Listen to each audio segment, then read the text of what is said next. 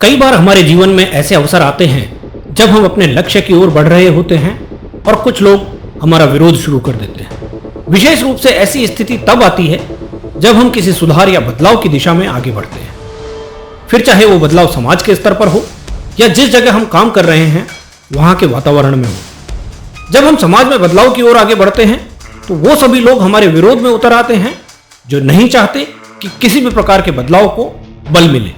ऐसे ही जब हम अपने कार्य क्षेत्र के वातावरण में बदलाव के प्रयास करते हैं और वहां काम करने वालों की संख्या बहुत अधिक होती है तो वहां भी ऐसे बहुत से लोग होते हैं जो पहले से ही अपना प्रभुत्व जमाए बैठे होते हैं और वो नहीं चाहते कि कोई उनका किला ध्वस्त करे, तब भी विरोध का सामना करना पड़ जाता है। कई बार जब हम किसी नई चीज के प्रयोग का समर्थन करते हैं तब भी हमें विरोध का सामना करना पड़ जाता है। जैसे यदि किसी को हाथ से लिखना ज्यादा सरल लगता है और हम उसे कंप्यूटर या मोबाइल पर लिखने के लिए प्रेरित करते हैं तब भी वो आसानी से इसे स्वीकार नहीं करते, बल्कि हमारी बताई हुई बात में अनेक कमियां व नुकसान गिना देते हैं। विरोधियों का प्रभाव इतना अधिक होता है कि हम परेशान हो उठते हैं और कोई ना कोई ऐसा कदम उठा लेते हैं जिसकी वजह से हमें पीछे हटना पड़ जाता है। परिणाम स्वरूप हम अपने लक्ष्य से भटक जाते हैं और विरोधी अपने प्रयास में सफल हो जाते हैं। पर क्या कभी किसी ने सोचा है कि ऐसा क्यों होता है?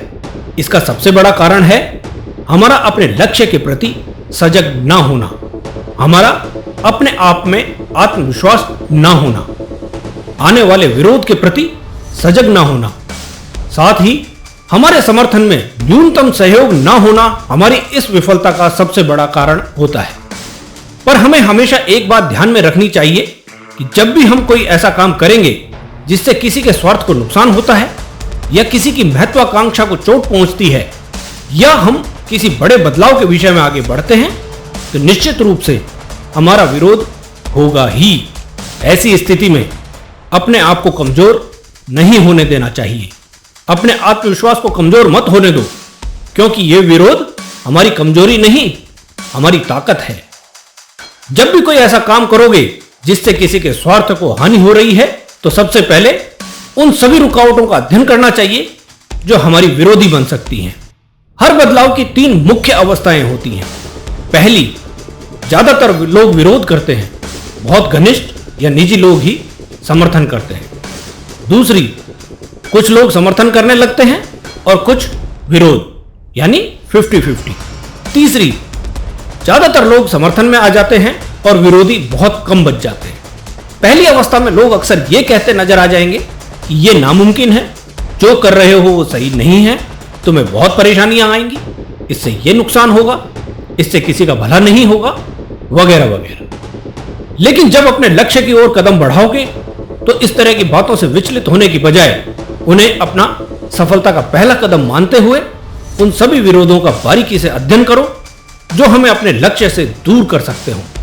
इस तरह के विरोधों से घबराने या परेशान होने की जरूरत नहीं है, क्योंकि सही मायने में ये हमारे सचेतक हैं, विरोधी नहीं।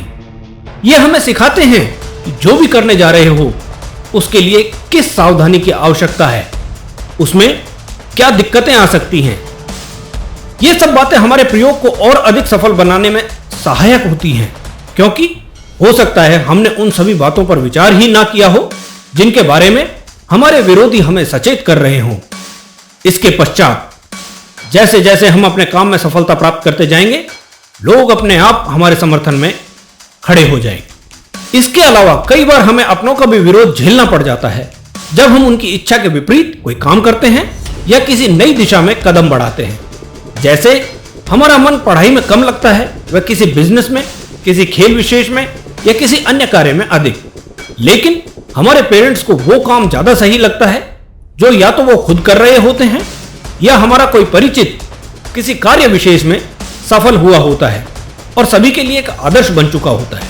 ऐसी स्थिति में हमें तुलनात्मक अध्ययन करना चाहिए कि हमारी जिस काम में ज्यादा रुचि है वो सही है या हमारे पेरेंट्स कह रहे हैं वो सही है, क्योंकि हमारे पेरेंट्स भी हमारा हित ही चाहते हैं और हमें आगे बढ़ते हुए ही देखना चाहते हैं। पर कई बार हमें अपनी योग्यता पर पूर्ण विश्वास होता है और हमारा मन यह कहता है कि हम अपनी इच्छा के अनुरूप किए जाने वाले काम में ज्यादा सफल हो सकते हैं तो हमें कड़े निर्णय भी लेने पड़ जाते हैं। ऐसी स्थिति में पेरेंट्स को भी समझना चाहिए कि बच्चे की खुशी व उनके द्वारा किए जाने वाले काम के प्रति आत्मविश्वास उसे सफलता की ओर ले जाएगा। क्योंकि आज के युग में केवल एक ही मार्ग नहीं है जीवन में आगे बढ़ने का। काबिल व्यक्ति अपने आप अपनी सफलता का मार्ग ढूंढ लेगा, बस उसे जरूरत है आत्मीय सहयोग की। इस तरह की अवस्था में एक बहुत बड़ा रहस्य यह भी देखने को मिल जाता है, यदि पेरेंट्स किसी काम का विरोध करते हैं या मना करते हैं तो घर का कोई अन्य सदस्य चुपके से सहयोग में भी खड़ा मिलता है। फिर चाहे वो भाई हो, बहन हो, दादा दादी, नाना नानी, चाचा चाची, मामा मामी या कोई अन्य व्यक्ति ही क्यों ना हो। हमेशा एक बात का ध्यान रखो कि किसी भी धारा के विपरीत आगे बढ़ोगे तो विरोध होगा ही। बस जरूरत है धैर्य की, आत्मविश्वास की, दृढ़ संकल्प की। हमारा लक्ष्य सही होना चाहिए, हमारी सोच सही होनी चाहिए, हमारा अपने लक्ष्य के प्रति पूर्ण समर्पण होना चाहिए। फिर देखना, चाहे कितना भी विरोध क्यों ना हो, हमें अपने लक्ष्य में सफलता जरूर प्राप्त होगी। यदि अभी तक आपने हमारे चैनल समग्र चेतना को सब्सक्राइब नहीं किया है तो कृपया इसे सब्सक्राइब जरूर कीजिए, जिससे भविष्य में आने वाले सभी वीडियो की सीधी जानकारी आपको मिल सके। साथ ही साथ अलर्ट बेल पर भी जरूर क्लिक कीजिएगा।